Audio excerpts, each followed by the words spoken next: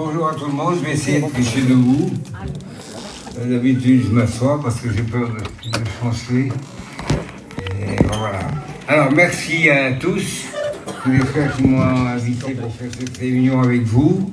Je connais Brest depuis des années, de longues années. J'ai passé ma jeunesse ici. On a fait la première fois avec André, mon beau-père, au Polygone. On avait loué une petite salle, on faisait nos réunions tranquillement. Que Dieu nous bénisse et vous bénisse à tous. J'ai préféré, avant de commencer, de faire un petit tour dans la salle comme à Nantes, de dire bonjour à tous les sœurs, les frères. Et ça fait du bien, ça fait longtemps que je ne suis pas venu ici, ça me fait un énorme plaisir. En plus de prendre la parole parmi vous et de vous dire un mot de Dieu. C'est ce que je vais essayer. Alors, Johnny m'a dit tout à l'heure, ça va, tu as bien médité ce matin, mais je ne sais pas quel texte prendre, mais c'est prêcher sur tous les textes bientôt. Alors, j'ai toujours le sentiment de dire que je me répète. M'en fous. La parole de Dieu se répète toujours.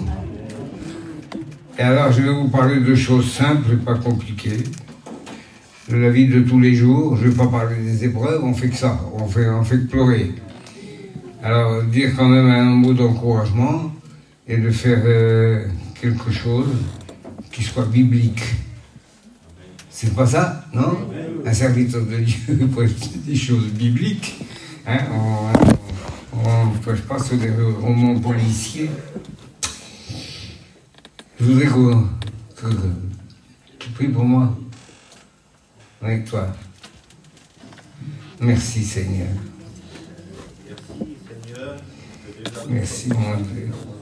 Au milieu de nous Seigneur. Et ce matin tu es là pour nous faire du bien. Seigneur, tu vois ton serviteur, accorde-lui la liberté. Mets ton esprit sur lui Seigneur. Amen, amen. Parce que tu vois chacun, tu vois l'assemblée ce matin. Tu la connais Seigneur. Chacun s'attend à un mot de toi Seigneur. Nous nous attendons à toi parce que nous savons que c'est toi qui donnes tout. Seigneur, bénis Baalo pour nous, au nom de Jésus. Amen. Amen. Merci. Bon, je vous ai dit tout à l'heure, je ne me rappelle plus de tous les noms, de visage je vous connais, et de tout cœur, je prie le Seigneur pour vous, pour chacun de vous. Je dis chacun, c'est pas facile de donner les noms, mais on prie pour l'église de Brest, mais j'ai ma famille, j'ai ma fille, j'ai mes frères, j'ai mes cousins, mes petits-enfants, mes petits-neveux, mes nièces, sont tous là. Alors merci Seigneur pour ceux qui ont le cœur touché, ceux qui suivent le Seigneur, et de savoir que dans nos familles, et puis nos proches, et ceux avec qui on a vécu, ils sont toujours fidèles. Mon cœur se réjouit ce matin de voir aussi des nouvelles responsabilités des petits jeunes qui ont grandi autour de nous et qui aujourd'hui sont dans la responsabilité de l'Église. Soyez fidèles surtout, hein, c'est pas le moment de lâcher.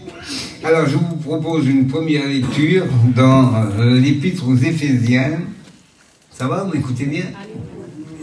Aux Éphésiens au chapitre 2, verset 1er. Un texte que tout le monde connaît, bien sûr. Et comme je le disais tout à l'heure, j'ai toujours le sentiment de me dire, mais j'ai déjà prêché ça. Ben oui, ça fait rien. On le prêche toujours. Et puis, pardonnez-moi parce que je suis très émotif. Plus je vieillis, plus je pleure facilement. Alors, je ne joue pas les sentiments. C'est quelque chose de naturel. Alors, ne vous inquiétez pas. Alors, nous prions, nous lisons. Pardon. Alors, vous étiez morts. Pas possible. C'est l'état des lieux. Quelqu'un qui visite une maison en ruine et qui ne tient plus debout que par miracle. Vous étiez morts. Morts par vos offenses et par vos péchés. Ben, c'est un triste état des lieux. Vous étiez morts par vos péchés, par vos offenses et par vos péchés, dans lesquels vous marchiez autrefois, selon le train de ce monde. Tout le monde faisait ça. Selon le prince de la puissance de l'air, de l'esprit qui agit maintenant dans les fils de la rébellion, des révoltés. Ce pas des renégats, ils ne se sont jamais engagés, mais des révoltés. Nous tous aussi, nous étions de leur nombre. Ben, c'est pas vous, hein. On était des enfants de colère. Il nous dit aussi, nous vivions autrefois selon les convoitises de notre chair, accomplissant les volontés de la chair et de nos pensées, et nous étions par nature des enfants de colère comme les autres. Eh bien, il reste à sortir les mouchoirs de ses poches et pleurer. N'allez pas vous suicider, c'est pas la peine, ça ne changerait rien. Alors, nous étions des enfants de colère comme les autres, nous marchions comme le train de ce monde. Et regardez les points de suspension, si vous lisez votre Bible, il y a 3 points de suspension. Et le petit « mais » est capital, qui change tout. C'est le miracle qui vient du ciel.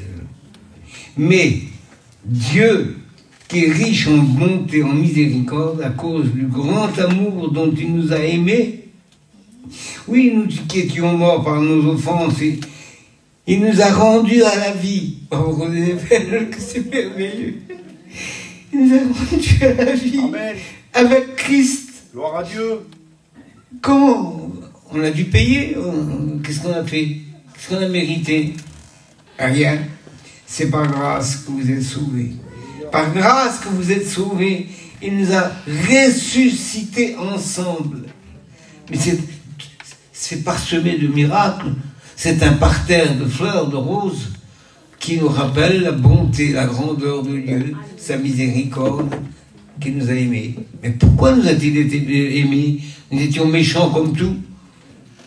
Pour certains, moi je me suis converti jeune, j'avais 15 ans, j'étais baptisé donc au lac d'Apigné, à Rennes, Saint-Jacques, en 1955. Je ne connaissais pas le monde, mais je n'étais pas né de nouveau. Et dans le cœur, il y avait des germinations qui poussaient à des choses que Dieu n'aimait pas. Mais j'aimais Dieu, je cherchais Dieu. Et puis quand je regarde les textes de la Bible, eh bien, je vois un petit peu mon expérience. D'autres, j'espère que vous aussi, vous regardez votre expérience. C'est par grâce que vous êtes sauvés. Il nous a ressuscités ensemble. Ensemble. On n'est pas le seul. Les pasteurs ne sont pas les maîtres. Les chrétiens, les chrétiennes, les jeunes, les adolescents font les mêmes expériences. Il nous a ressuscités ensemble. Il nous a fait asseoir, écoutez bien, ça monte toujours. Il nous a fait asseoir ensemble dans les lieux célestes en Jésus-Christ. Allez expliquer ça. Bah alors, ils se sentent tout petits à côté de l'explication. On est dépassé. L'Écriture nous présente certaines choses dont on essaie de comprendre avec notre petite intelligence finie. Elle est au carré. Et pour comprendre ces choses, il faut une expérience. Une expérience de la nouvelle naissance, évidemment. Alors, afin de montrer dans les siècles à venir, il y a 2000 ans que Paul a écrit cela, c'est l'un des plus grands théologiens de la Bible, afin de montrer dans les siècles à venir l'infinie richesse de sa grâce, par sa bonté envers nous, en Jésus-Christ. Au cas où nous n'aurions pas compris le texte, il ajoute au verset 8, « Car c'est par grâce que vous êtes sauvés, par le moyen de la foi, ça ne vient pas de vous, c'est le don de Dieu. Ce n'est point par les œuvres, afin que personne ne se glorifie. » Alors, nous sommes son ouvrage, ayant été créés en Jésus-Christ, une création. Nous sommes créés en Jésus-Christ pour de bonnes œuvres que Dieu a préparées d'avance afin que nous les pratiquions. Merci à un frère Paul qui a écrit ces choses sous l'inspiration du Saint-Esprit. Ces écrits ont traversé les siècles et sont parvenus jusqu'à Brest, dans une petite salle de gitans. Et nous sommes en train d'essayer de comprendre cette grandeur de Dieu qui nous dépasse. Heureusement qu'on se sent dépassé. Parce que si Dieu, on le ramenait à notre taille, ce serait un petit Dieu avec plein de défauts, mais c'est un Dieu qui nous dépasse. Il disait à la femme samaritaine, l'heure vient, elle est déjà venue, où les vrais adorateurs adoreront Dieu en esprit et en vérité. Alors, les statues, allez, ça n'existe pas. Les représentations de photos, ça n'existe pas. On ne se prosterne pas devant. C'est un Dieu spirituel, un Dieu invisible, inaccessible, et pourtant, il nous fait asseoir dans les lieux célestes en Jésus-Christ. Et c'est pas possible. C'est un miracle encore qui nous dépasse. Alors, comment est parvenu ce miracle? Je vous propose un second examen sur un autre passage de l'Épître aux Romains, toujours de Saint Paul, qui nous parle de choses spirituelles. Alors, je suis au chapitre 8 des Romains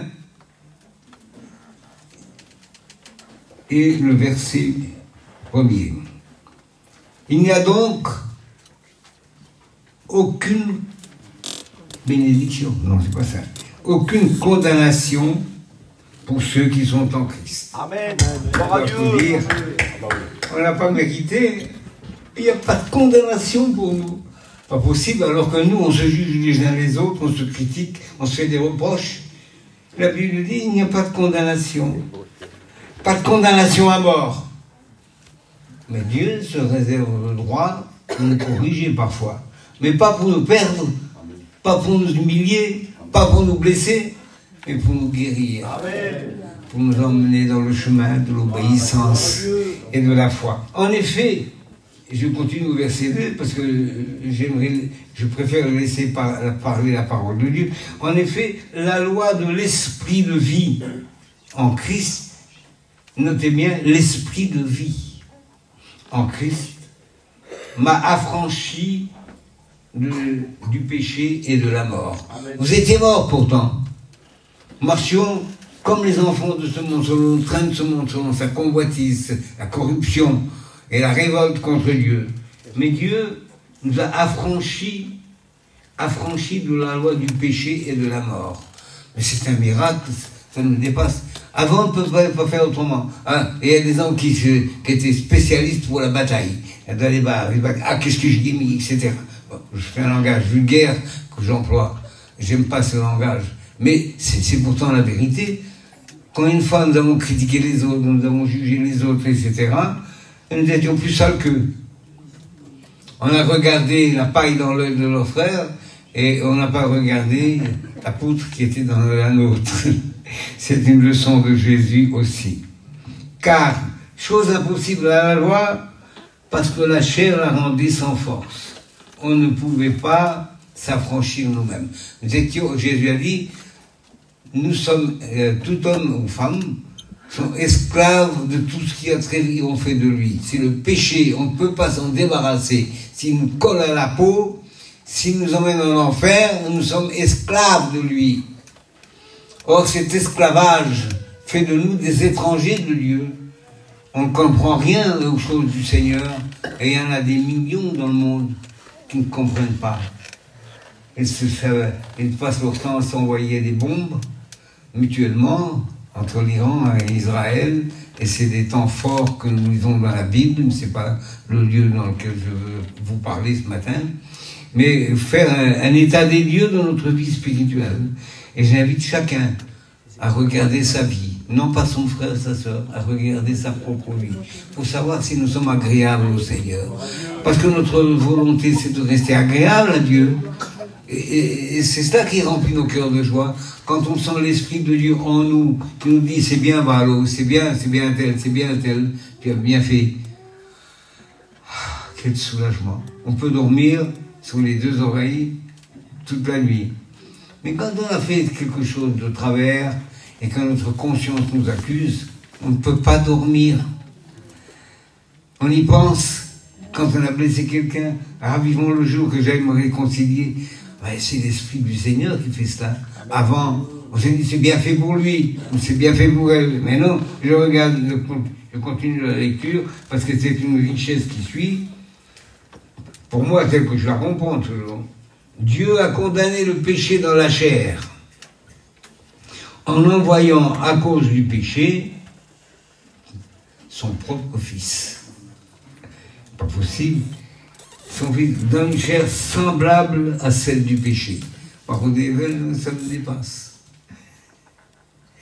Jésus dans un corps de péché. Mais oui, il a été le levain dans la pâte, dans la farine, depuis Adam jusqu'à ce jour. Il a été le levain qui fait fermenter. Mais lui, il n'a jamais commis le péché. Il n'a jamais connu la désobéissance. Il a été saint, innocent, pur et sans tache. Même ses ennemis qui l'ont cloué ont dit, mais cet homme était vraiment le Fils de Dieu. Alors, il y a moins une dizaine de témoignages qui entourent la crucifixion, où les hommes l'innocentent. Pilate l'a innocenté à 3 fois. Hérode l'a innocenté. La femme de Pilate l'a innocenté. Il était innocent. Et c'est pour nous une aubaine et une grâce magnifique. Parce que cette innocence, eh bien, il nous la donne par sa résurrection. Alors, comme tous les coupables sont morts avec lui sur la croix, ben, il n'y a plus rien à faire. Et puis personne n'a condamné. Tout le monde peut être sauvé, à condition qu'il accepte la grâce de Dieu. Mais les hommes sont orgueilleux, ce n'est pas facile à les humilier, on ne veut pas les humilier, mais la nature humaine, elle est orgueilleuse, elle n'accepte pas le cadeau. C'est du donnant-donnant. Mais il m'a donné ça, ben, il faut que je le rembourse. Ben, on ne rembourse pas les prières que vous faites pour les autres. Je plaisante souvent, on va vous avoir la note à la fin de l'année. Vous auriez une tonne de notes à payer, et puis nous aussi, de toute manière. Alors, je regarde, parce que c'est un reflet de lumière, je vais mettre ma Bible. Alors, Dieu a condamné. Il ne nous a pas condamnés, mais il a condamné le péché. Celui par lequel nous marchions autrefois, selon le train de ce monde, les fils de la rébellion. Et il dit aussi, il nous a envoyé, à cause de cela, il a envoyé qui? Un ange? Un homme parfait? Il n'y en a pas sur la terre. Même les anges s'humilient, se voilent la face. Ils n'ont pas pu remplir ce rôle. Alors, il a envoyé son propre fils. Il a dit, me voici, envoie-moi. Forme-moi un corps et j'accomplirai ta volonté. Hébreux 10. Il est venu sur la terre comme un petit enfant.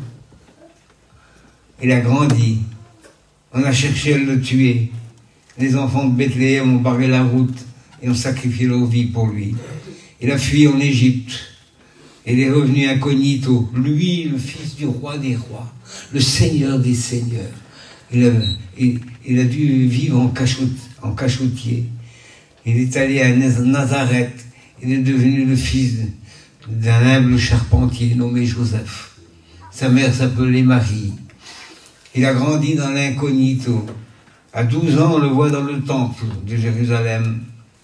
Et il questionne les docteurs de la loi et les scribes, qui sont étonnés par ses réponses et ses questions.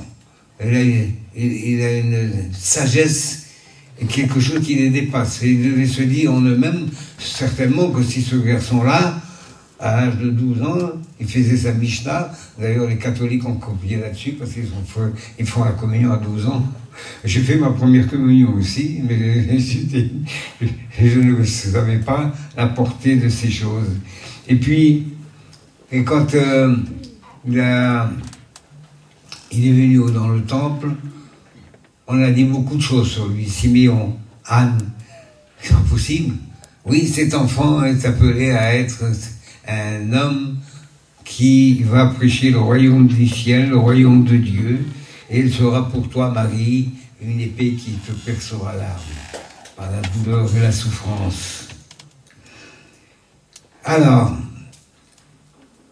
il est venu dans un corps semblable au nôtre, un corps porté au péché, porté au mal, porté au vice et tout, mais il est innocent. c'est un exploit surhumain. Depuis Adam jusqu'à Jésus, et encore jusqu'à aujourd'hui, il n'y en a pas d'homme parfait. Un seul péché, et puis on va en enfer. Lui, il a dit, le prince de ce monde vient, il n'a rien en moi. Le diable n'a pas pu le condamner. Les prêtres l'ont traité d'imposteur, ils se sont trompés, et encore aujourd'hui, ils sont en train de préparer le culte ancien. S'ils prennent Jérusalem, ils veulent ressusciter le culte ancien avec des sacrifices. Mais le sacrifice a eu lieu. C'est une seconde trahison de la part des Juifs. Alors, je ne veux pas les condamner parce que c'est le peuple de Dieu. Mais ils feront leur expérience, d'après Zacharie, un esprit de grâce. C'est beau ça, tiens, je vais vous le lire. Alors, j'espère le retrouver parce que mes pages sont collées les unes aux autres. Il y a plein de grâce dessus. Chapitre 12 de Zacharie. Écoutez. Alors, verset 10, je répandrai sur la maison de David et sur les habitants de Jérusalem, notez bien, un esprit de grâce et de supplication. Et c'est le moment de la conversion nationale des Juifs. Il dit, ils tourneront les regards vers moi, celui qu'ils ont percé. Il n'y en a pas d'autre que lui. Comment ça se fait-il que les Juifs ont lu, c'est des maîtres dans la lecture de la parole, c'est pas le Nouveau Testament, c'est l'Ancien Testament, c'est bien Zacharie, le prophète, leur prophète, et il dit, ils pleureront sur lui comme on pleure sur un fils unique.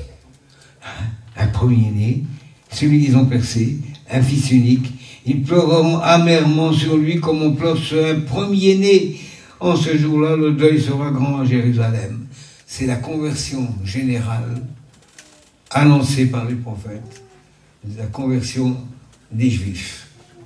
Ils reconnaîtront enfin, bien des années après, 2000 ans plus tard, ils reconnaîtront celui qu'ils ont crucifié. Et ils pleureront. Toutes les familles, séparément, les femmes à part, ils pleureront. En ce jour-là, verset chapitre 13, une source sera ouverte pour la maison de David et les habitants de Jérusalem pour le péché et pour l'impureté. Le Christ est la source d'eau vivante. Venez à moi, vous tous que vous avez soif, et je vous donnerai à boire de l'eau de la vie, gratuitement. Une source ouverte. Elle est ouverte depuis 2000 ans. Ils l'ont méprisée, et il n'y a pas que les Juifs, mais ils l'ont payé durement dans les camps de concentration. Je reviens à ma première lecture. Je crois que c'est dans l'Épître aux Romains, n'est-ce pas, qu'on était en train de lire. Et je regarde et je disais que là, c'est une source, un trésor abondant qui peut nous enrichir, nous encourager et vous bénir. En effet, ceux qui vivent selon la chair, parce qu'elle est dit ici au verset 4, et cela afin que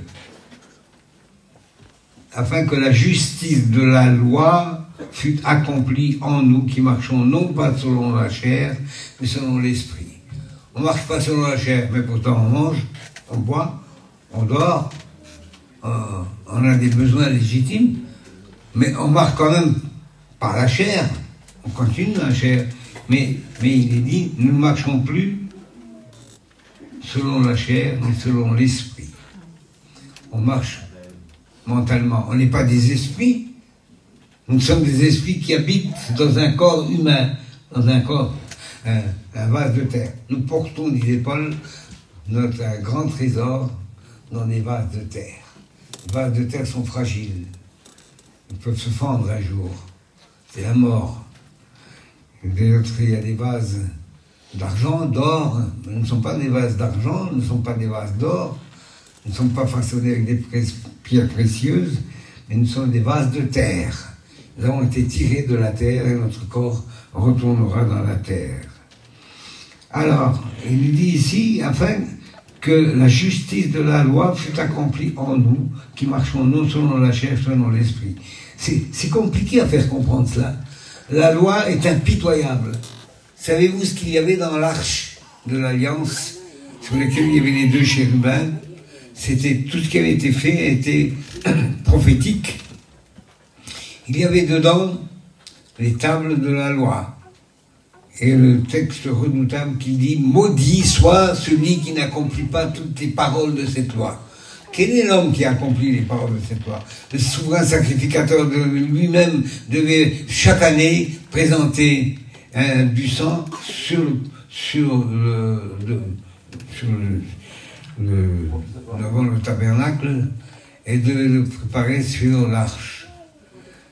Pour ses propres péchés d'abord. Et seconde fois, il devait présenter du sang pour le peuple. Le peuple était dehors, à genoux, en prière, il tremblait. S'il sortait vivant, c'est que Dieu avait accordé pendant l'année encore un temps de grâce. Et chaque année, ça recommençait, le temps de la grâce, le temps de la patience de Dieu. Pourquoi? Parce que les animaux ne pouvaient pas ressusciter, ne pouvaient pas aller au ciel, ils ne pouvaient pas plaider pour les coupables. Un seul est monté, Jésus-Christ. Amen. Il est monté pour nous, il intercède pour nous, il devient notre représentant. Il est l'ambassadeur de la terre, des terriens, le représentant de l'humanité qui plaide devant Dieu jour et nuit pour nous. Nous avons un allié, pardonnez-moi, ouais, chémotif.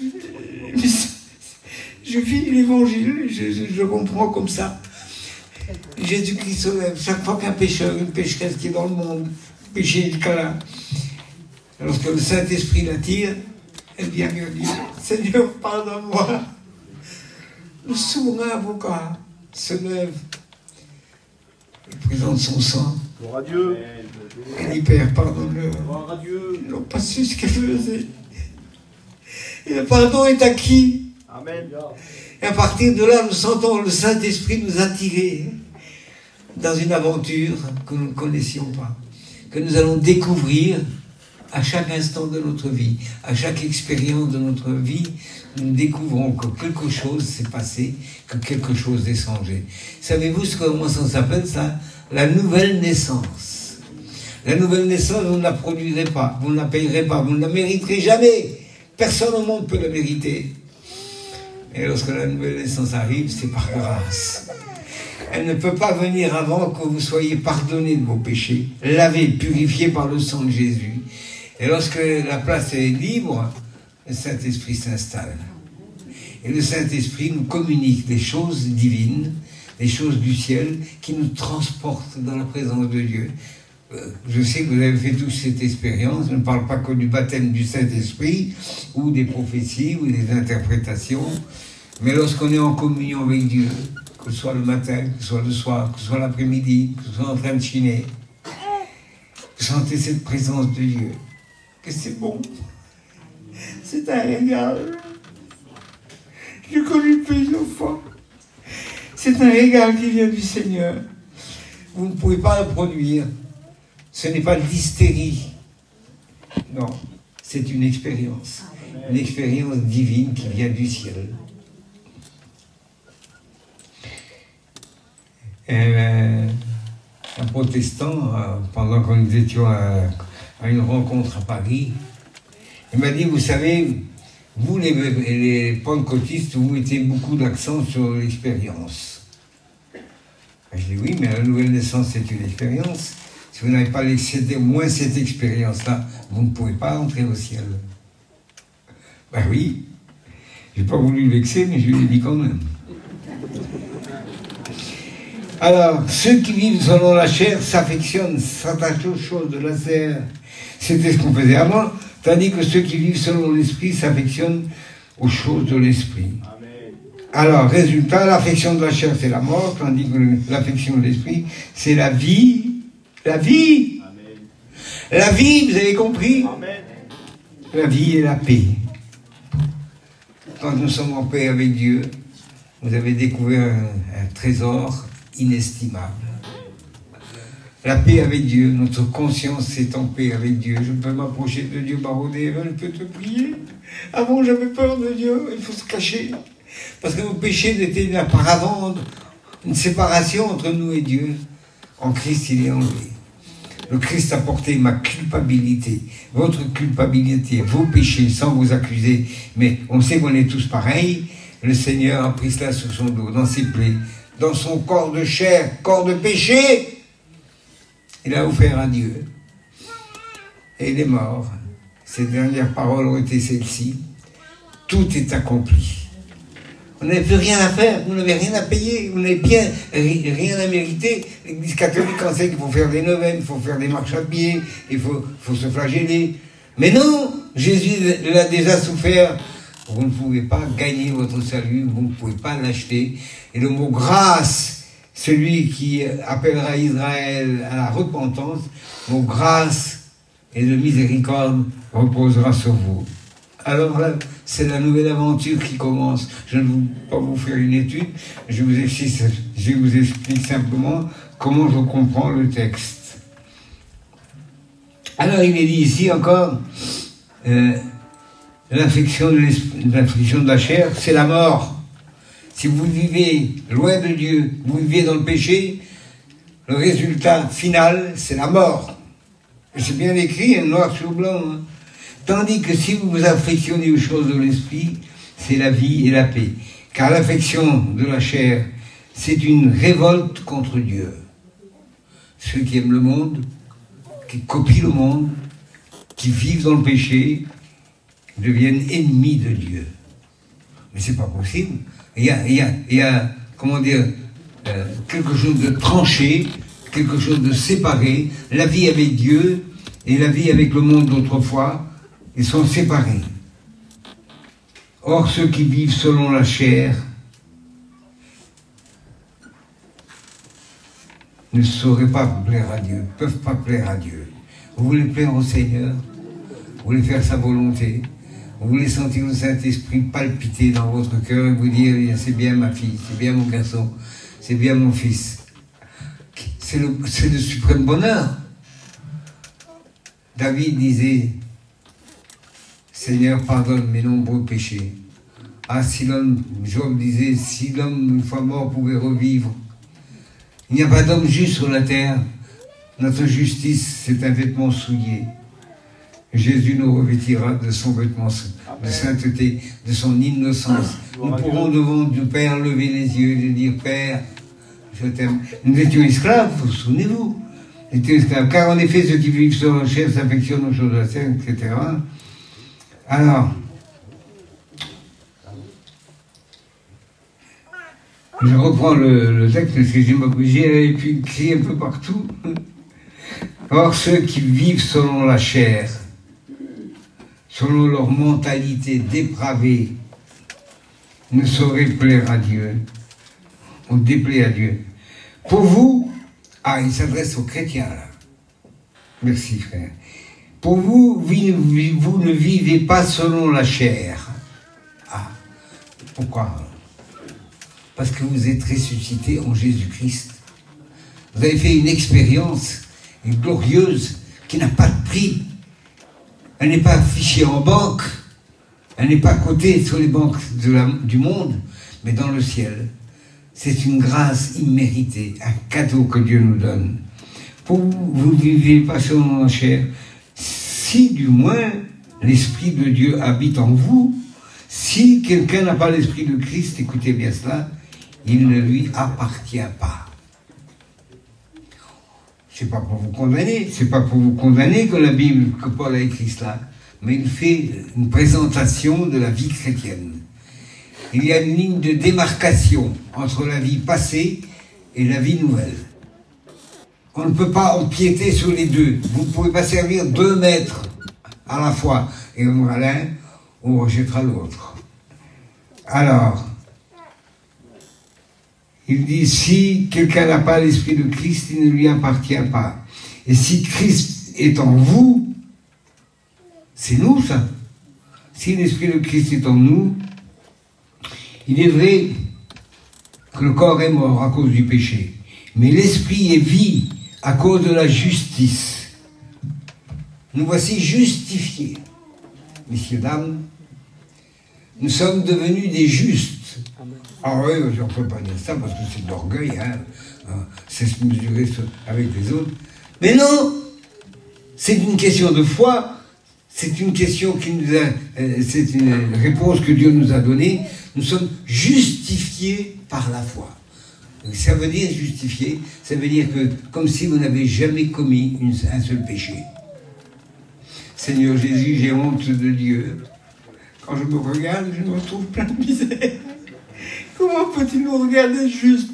Elle nous regarde au travers de notre représentant, au travers de notre ambassadeur qui est dans le ciel. Il s'appelle Jésus. C'est lui qui a porté nos péchés. C'est lui qui a porté nos misères.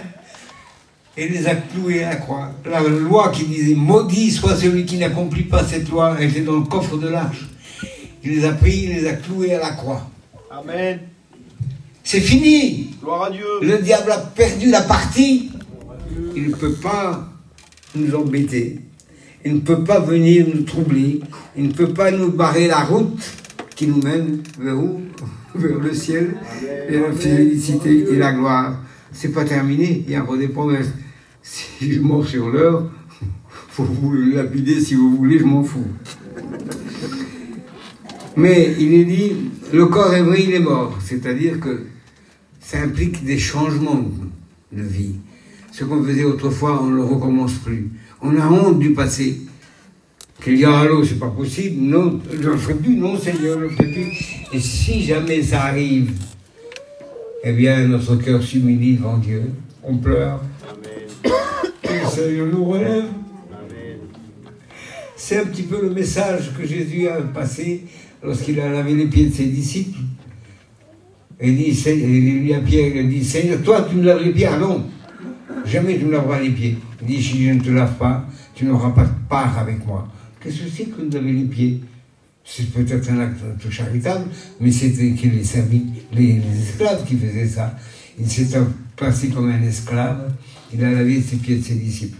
Alors Pierre, il a dit, non seulement c'est Seigneur la tête et les pieds, mais tout le corps. Il a dit, non, celui qui est pur, on a juste besoin que nous se laver les pieds pour être entièrement pur. Alors parfois c'est difficile à comprendre la parole de Dieu, mais quand on la comprend parce que Jésus a dit,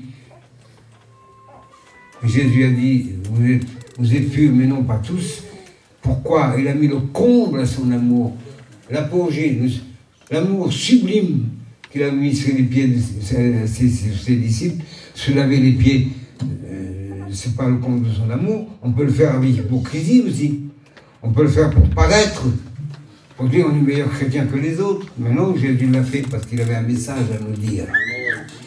Vous ne serez pas parfait du jour au lendemain. Vous êtes né de nouveau. La vie passée est morte.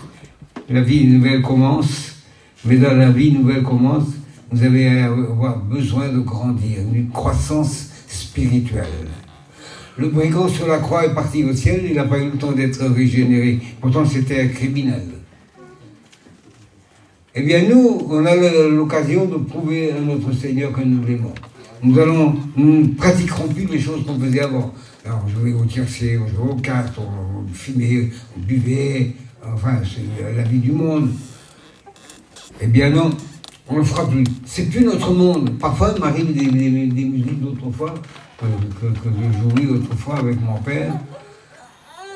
Et puis après, je me dis, mais c'est pas mon monde, ça. Ils n'ont pas le droit de venir occuper mes pensées. Mes pensées, c'est le Seigneur. C'est ça qui est important. Maintenant, depuis que j'ai fait 2 AVC, je ne peux plus jouer de guitare. Tant mieux. Mais je joue quand même mentalement. Pas tenace. Alors, je reprends dans cette lecture. Combien de fois je vais la reprendre? Mais l'esprit est vie à cause de la justice. Et si l'esprit, écoutez cela, c'est l'une des plus glorieuses promesses qui est contenue dans la Bible. Elle ne s'adresse pas aux païens, aux gens du monde. Elle ne s'adresse pas à des demi-chrétiens. Elle s'adresse à des chrétiens en marche, en route vers le ciel. Que si l'esprit de celui qui a ressuscité Jésus-Christ d'entre les morts habite en vous, vous êtes habité par le Saint-Esprit. Tout le monde ne parle pas en langue, mais vous avez le Saint-Esprit en vous, non? Vous êtes né de nouveau, vous avez accepté Jésus-Christ, eh bien ça suffit. Si l'esprit de celui qui a ressuscité Jésus-Christ d'entre les morts habite en vous, Celui qui a ressuscité Christ d'entre les morts rendra aussi la vie à vos corps mortels. Non pas, il ne va pas ressusciter le corps du péché, mais c'est une résurrection réelle. Parce que pour aller au ciel, il faut ressusciter dans notre corps. Et il dit, il rendra aussi la vie à vos corps mortels. Comment? Par son esprit qui habite en vous. Nous sommes les dépositaires d'une vie éternelle. Vous avez en vous la vie éternelle qui sommeille, mais qui produit des fruits. Comme une semence qui a été plantée, elle germe.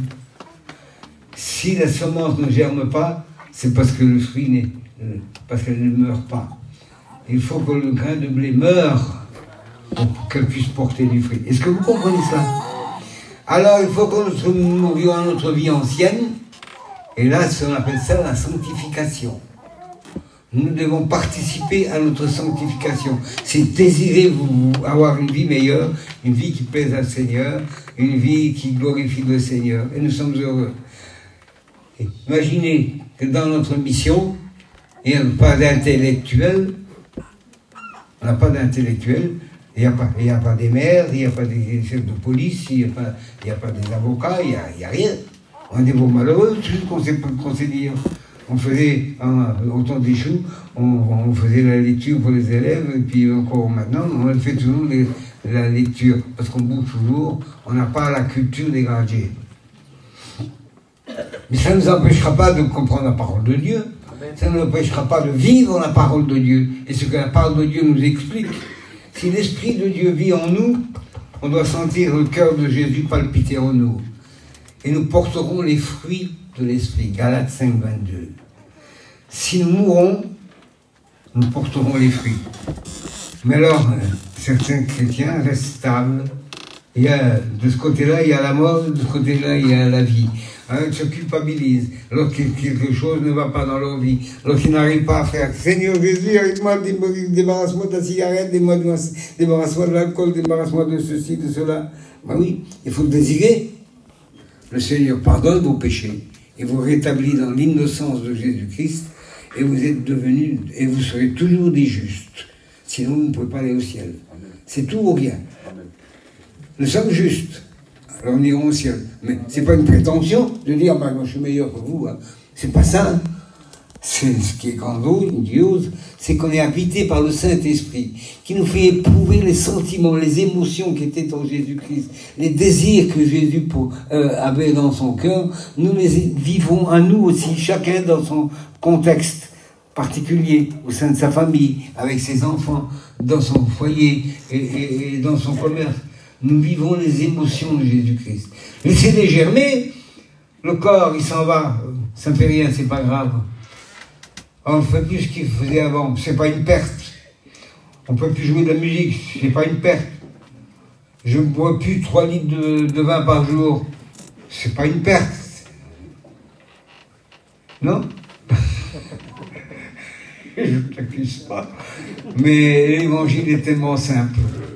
Nous la vivons progressivement. C'est dommage que beaucoup de chrétiens et de chrétiennes perdent du temps avec des choses du monde. On s'habille comme le monde, on chante des chansons du monde, on fait comme le monde, on désire aller dans les boîtes de nuit, tout ça. Bon, eh bien, l'Esprit de Dieu est en nous. Il ne faut pas l'offenser. Il ne faut pas le contrarier. Parce que c'est une colombe. Elle peut reprendre son vol. Et on est sur le chemin des rétrogrades. Vous savez ce que c'est qu'un rétrograde? Regardez, les étapes du rétrograde sont écrites dans les psaumes. Je vous les lis rapidement, je vois sur l'heure, je sais bien, mais tant pis, hein, je ne le ferai pas tous les jours chez vous. Heureux! C'est le premier mot du psaume. Heureux. Ah, Dieu vivant. C'est quoi le bonheur? Heureux l'homme qui ne marche pas selon le conseil des méchants. Il ne se laisse pas imprégner. Il ne se laisse pas souiller par les choses du monde. Je parle de la femme aussi. Qui ne marche pas selon le conseil des méchants. C'est marcher. Après, deuxième étape. Qui ne s'arrête pas sur la voie des pécheurs. S'arrêter, c'est d'être dans la complicité. Et qui ne s'assied pas en compagnie des moqueurs, mais qui trouve son plaisir dans la loi de l'Éternel, et qui la médite jour et nuit. Alors on marche d'abord, on s'arrête, et après on s'assoit, on s'installe. Ne vous installez pas. Le monde, c'est la mort. C'est l'affection de la chair. Et Dieu haït la chair. Ne vous rendez pas ennemis de Dieu, parce qu'il nous aime. Il nous aime tendrement, il vous aime tendrement, il aime vos enfants, vos petits-enfants, il vous aime vos parents, il veut vous changer, il veut vous voir acquérir tout ce qu'il y a de la Bible, toutes ces richesses. C'est un coffre que l'on peut fouiller, on n'arrivera jamais au fond, tellement il y a du bonheur, tellement il y a des richesses, et c'est à nous. Et maintenant que nous sommes devenus enfants de Dieu, je vais terminer là parce que je monte sur l'heure. Maintenant que nous sommes enfants de Dieu, nous sommes héritiers de Jésus-Christ. Non seulement il plaide pour nous, il demande pardon pour nous, et le lavage des pieds, ne l'oubliez pas, c'est que les souillures qui se font pendant notre croissance spirituelle, Dieu les lave. C'est un message même pas codé.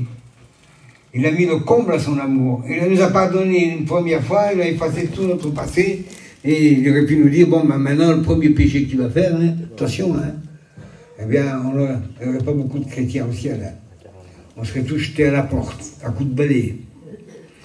Mais maintenant, non seulement il a pardonné nos anciens péchés, parce qu'il a dit les acheter au fond de l'eau, derrière son dos, les acheter au fond de la mer, et il ne s'en souviendra plus. Amen. Il les a effacés de sa mémoire. Comment peut-il les effacer de sa mémoire? Il n'y a que Dieu qui peut faire cela. Parce que nous, je le pardonne, hein, mais jamais je l'oublierai. Mais non, il faut l'oublier quand même. On copie le Seigneur.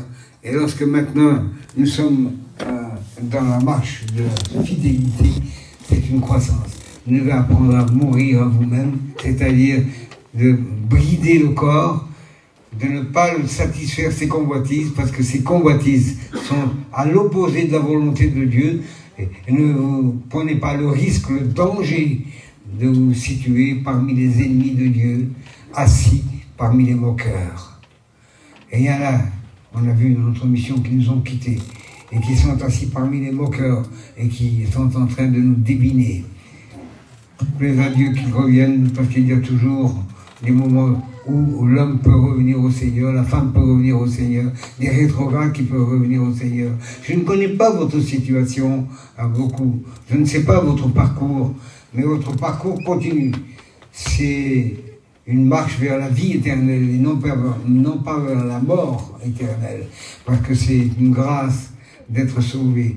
Mais quelle perte de venir un jour devant Dieu qui nous dira, allez-vous-en maudit dans le feu éternel, je ne vous connais pas, ouvrier d'iniquité et de péché. Pas possible, Seigneur, tu as prêché dans nos rues, on t'a vu faire des miracles, on a mangé et bu devant toi. Ben oui, je ne vous connais pas quand même. Il y a deux mondes qui se séparent dès qu'on est converti. C'est le monde ancien. Il faut abandonner à toute force. Si vous ne voulez pas, l'Esprit de Dieu ne vous aidera pas. Si vous dites, je veux changer, Seigneur. Alors, vous êtes dépassé, levez les bras. Le Seigneur vous prendra les bras, vous entourera de sa clémence, de sa bonté, de son amour. Il dira, viens ma fille, viens mon fils, viens petit, dans mes bras. La brebis perdue, elle a coûté de la vie de Jésus-Christ. Il y a des brebis perdues, alors ne soyez pas parmi eux.